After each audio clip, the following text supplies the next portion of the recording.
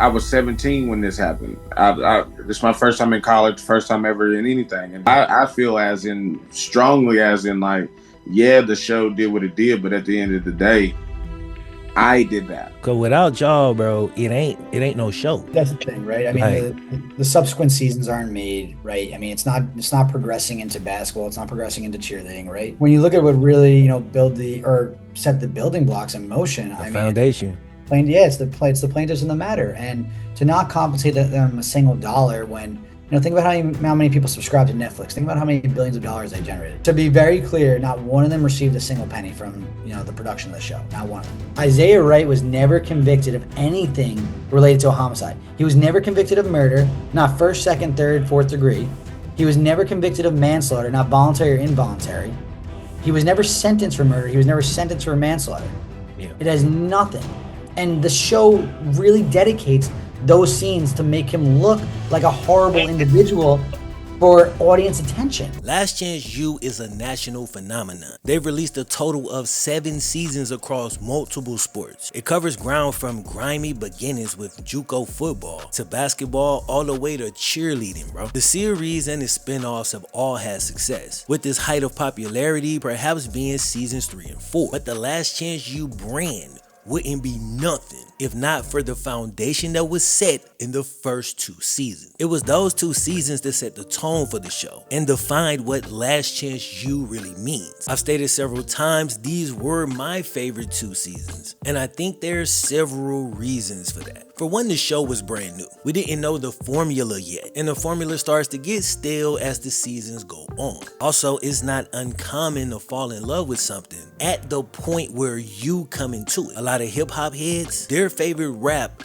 is the era where they fell in love with hip-hop. A lot of them still like rap today, but their favorite era was the era that they came in on. NBA is the same way. Most of them swear their era was better. And if we move past whether or not that's objectively true, the point remains that that's still their personal favorite. And also something that may be a little bit subtle, or maybe not, maybe it was glaring to a lot of y'all. But you get something in the first 2 seasons that you just don't get in the latter years. EMCC, the subject of the first 2 seasons, were actually competing for championships. This added an extra layer of weight to the actual football. The on-field components were much more crucial. At EMCC, it was championship or bust, which added tremendously to the show's mystique. But there was something else about the first 2 seasons. The players on the team / characters on the show captured the viewers in a way that really pulled you in. I remember being legitimately pissed in I think season 2 when Isaiah Wright had that concussion, was in agonizing pain, and the dude took forever to come back with the key,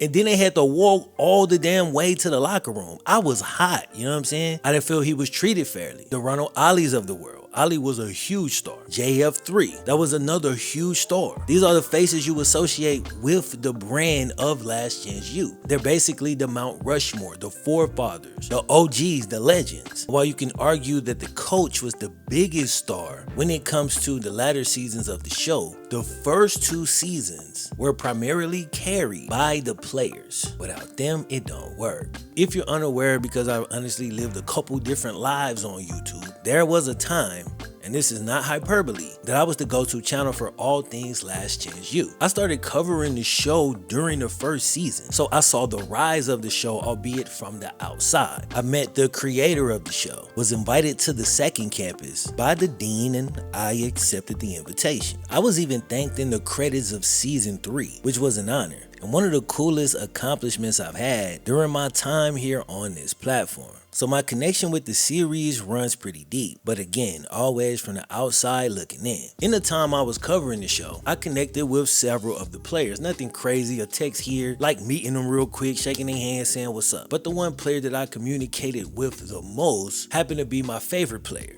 Isaiah Wright. I say I ain't gonna lie. I with you. I'm about to say ever since you done made them stuff, I was like, oh, I gotta talk to him. And I know this. You better get right with them kick returns with me. See what it was. Let me tell you. If I'd have made all y'all as good as y'all really are, I would have won every game by 50. Isaiah's a cool dude, always super gracious when I talk to him, humble as hell, as if he wasn't a doll. Whether he was up or down, every time we spoke, it was always love and a great exchange. So while we haven't spoken now for quite a few years, I wasn't completely shocked when he hit me on February 4th. He said he had a huge story and wanted to hop on a call with me, and I had a pretty good idea of what he wanted to talk about.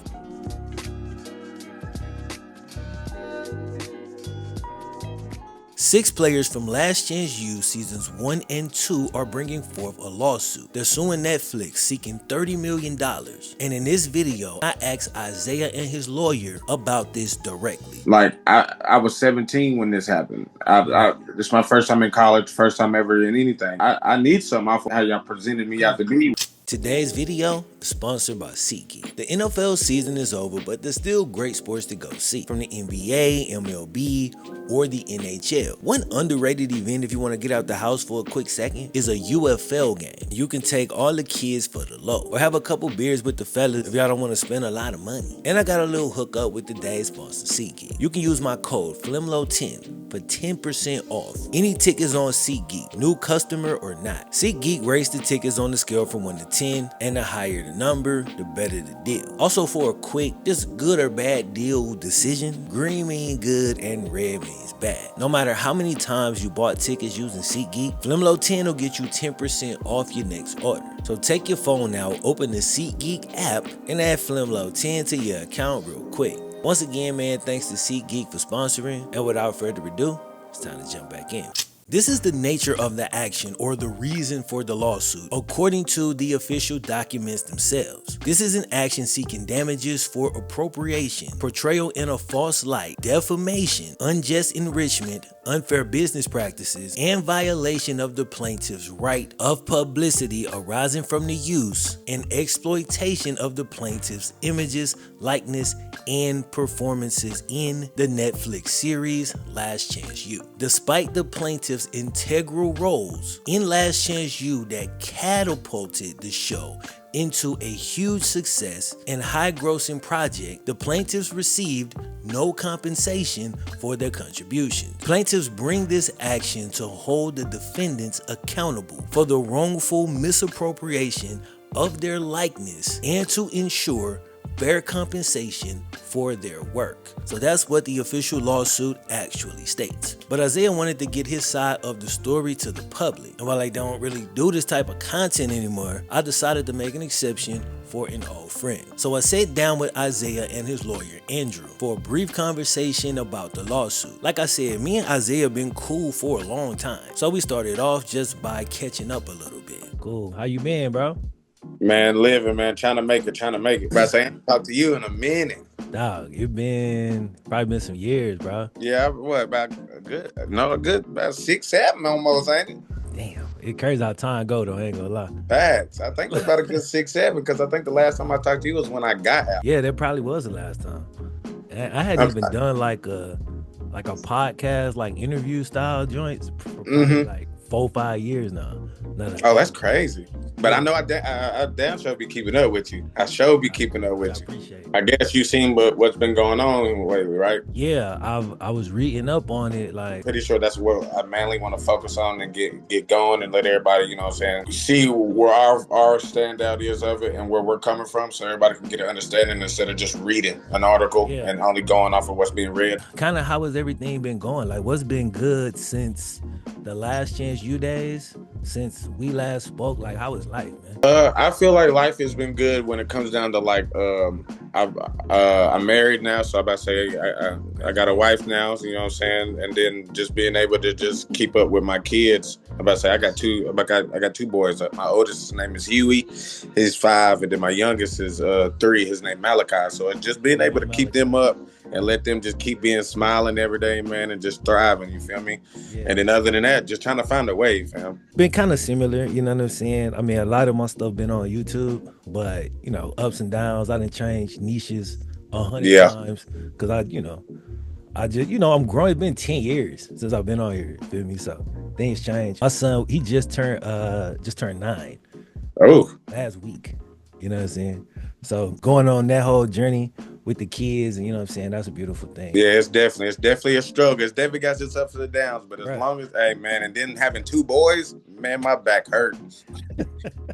My back hurt. Hey, at least they got somebody to kind of keep them company. My son got about 7. I regretted like not having him a little brother or a little sister Yeah. or whatever to be running around with him. You know what I'm saying? But so I run around with him as much as I can. It ain't as easy as it used to. Hey, look, it's not as easy, but look, as long as I can keep pushing up with them for right now, I'm good.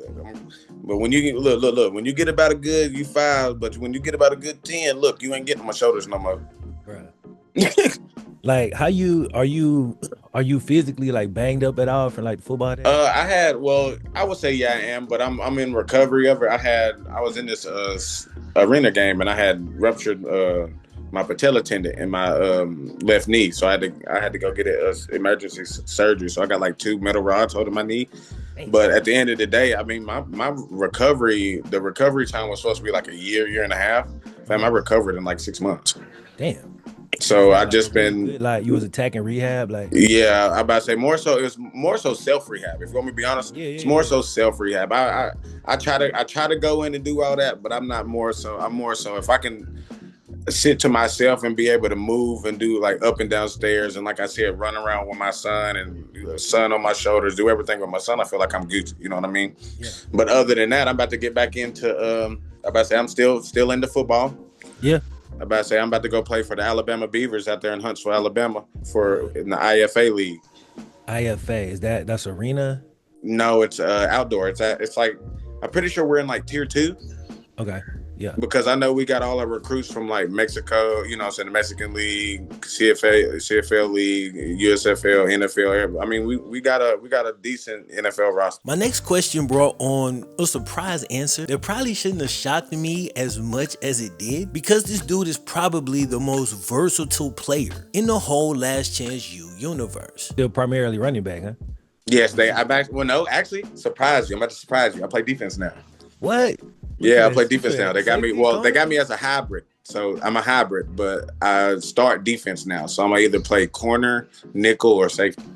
Hell yeah, I ain't gonna lie. On defense, that's like the nickel corners. They're exactly like my favorite position, bro. Yeah, nickel. I love the nickel position when it comes out of defense because, like, I mean, I play offense. I read everything. I know what's coming. Exactly. You can play the run, you play the pass, you can jump. You know what I'm saying? Exactly. I can blitz whenever I want to. As cool as it was catching up a little bit, and I think his lawyer Andrew was actually enjoying the conversation, but I'm sure the man had meetings and other things to get to, so it was time to get into the real reason for the call. I'm gonna jump into the lawsuit, man. So first, I wanted y'all to just explain exactly what the official lawsuit is and like what kind of brought it about. Andrew, I'll let you speak on this. All right, sure. Flem, thanks for the time today. Thanks for talking to me about it. So in the official lawsuit itself, there's 6 causes of action, right? So the first one, I'll try to, not use so much legalese. The first one is a California civil code. It's appropriation law, which again goes to name, image, and likeness. Second cause of action is the right of publicity claim, again related around name, image, likeness. The third claim is false light, similar to defamation, but it's the manipulation of someone's character. Fourth one goes towards breach of contract. It's called unjust enrichment, which I can get into further. The fifth one is related to that breach of contract as it relates to the inequity in bargaining power, shoving contracts in kids' faces, not giving them an opportunity to understand commercial value, not giving them an opportunity to read through the terms. Yeah. And then the last one is a straightforward defamation claim where, you're publishing false statements of fact to third parties. What motivated the lawsuit? Like, who kind of thought about, you know what? I think we got a case here. You know what I'm saying?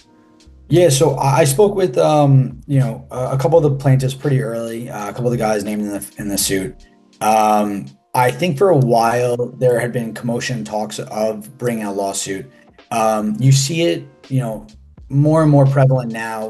Netflix released a show recently called Baby Reindeer, where they portrayed a woman as a stalker and harassing, and they got hit with a huge lawsuit based on, manipulation of her character.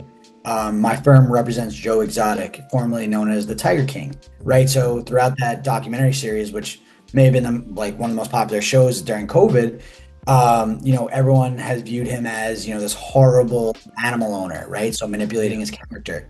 Um, I think, the lawsuit itself stems from two branches, right? So you have the one branch, which is, unjust enrichment, which basically means, you know, when all these conglomerates, these media corporations, this production company, Condé Nast, Netflix, the director is getting millions of dollars, based on filming Isaiah and, the other individuals named in the suit, where's the fairness and equity with not compensating them at all, right? Yeah. So it's that regard that we, come up with the other claims such as, violation of a California code where it's inequitable to just shove contract spaces and just say, sign this or you can't practice, you can't play.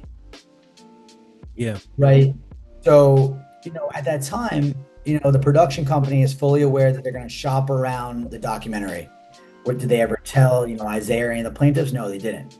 Right. Did they ever give him a chance to review the contract with an attorney? No, they didn't. You're talking about young kids, a lot of them have never even seen a legal contract, have never seen an agreement, right? Yeah. No contract was even entered into, no disclosure was made about, hey, this is worth X amount of dollars.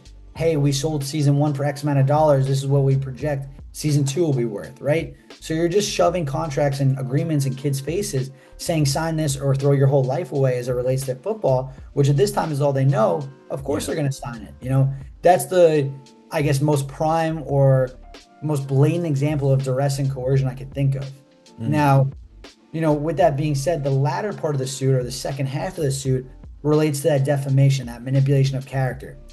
So when you look at false light, it basically is saying, Flem, if you film me for 24 hours of my day, right? Yeah. Maybe 10 seconds out of this day, right?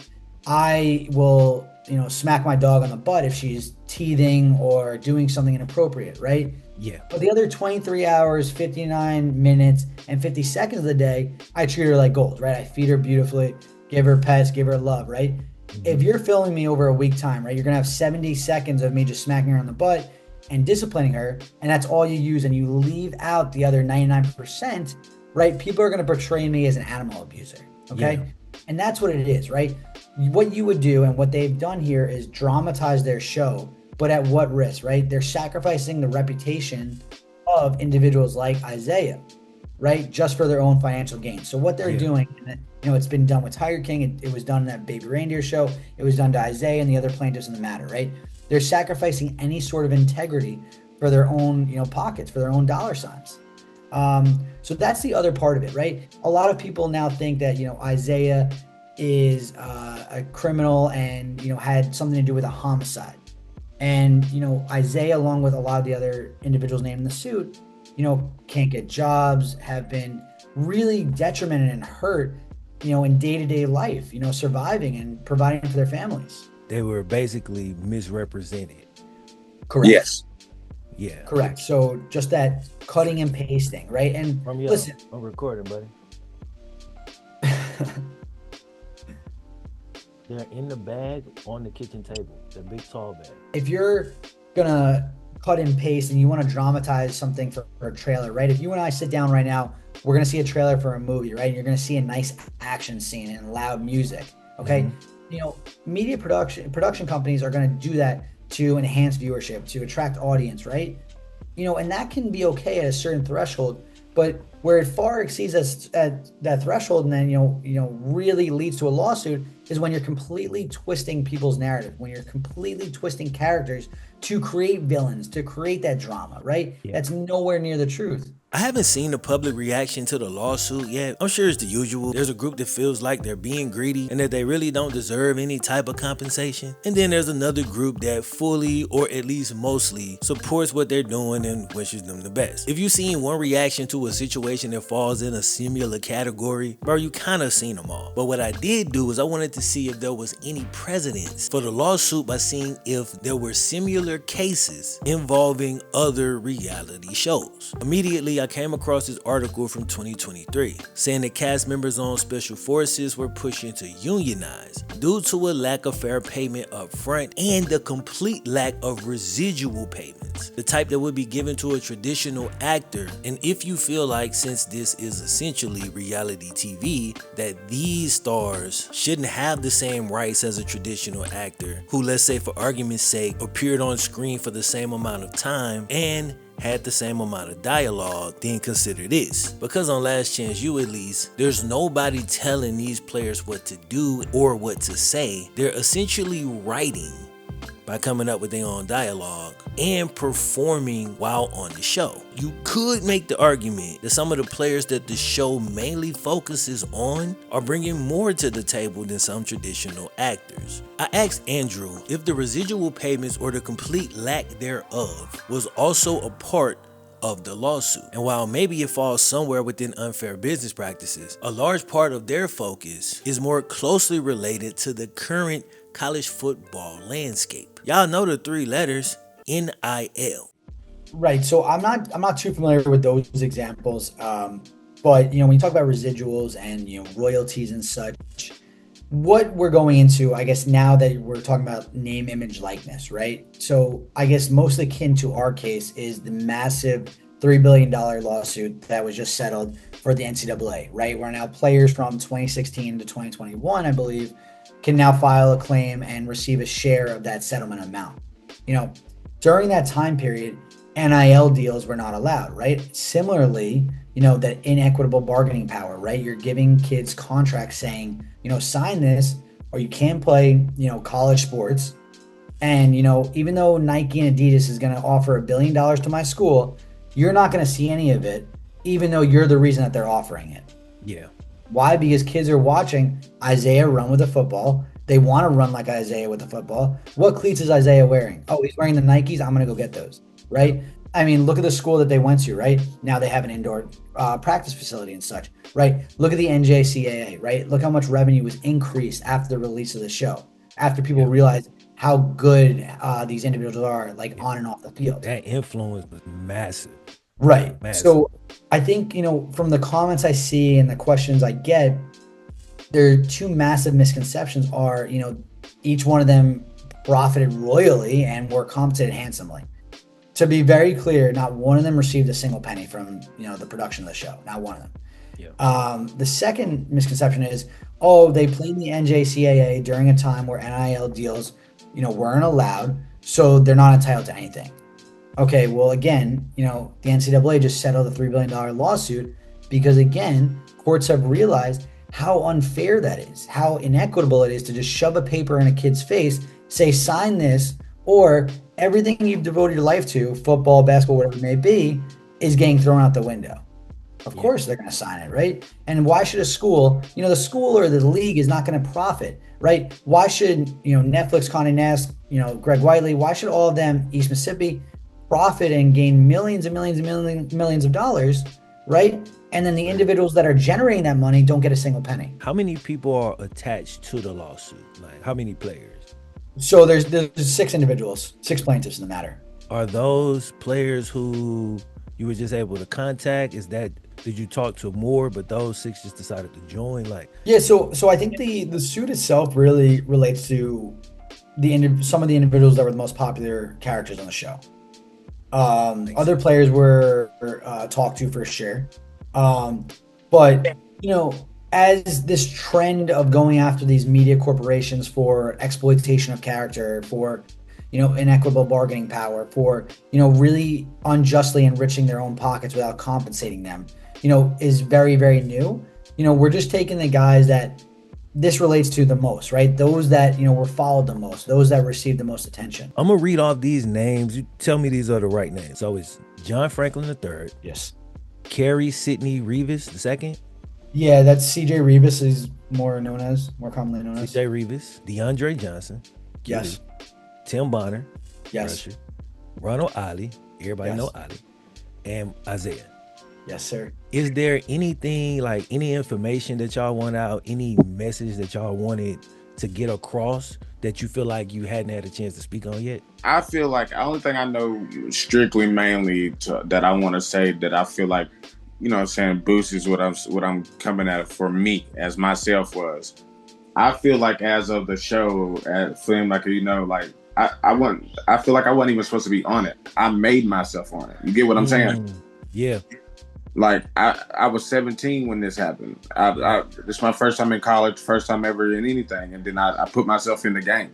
You know what I'm saying? I did that. I didn't get told to get put in. I didn't have nobody come tell me to get in. I put myself in. So I feel as in strongly as in like, yeah, the show did what it did, but at the end of the day, I did that.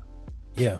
So that's how I feel so strong as in like I need something off of how y'all presented me out to be when I put myself in that predicament myself.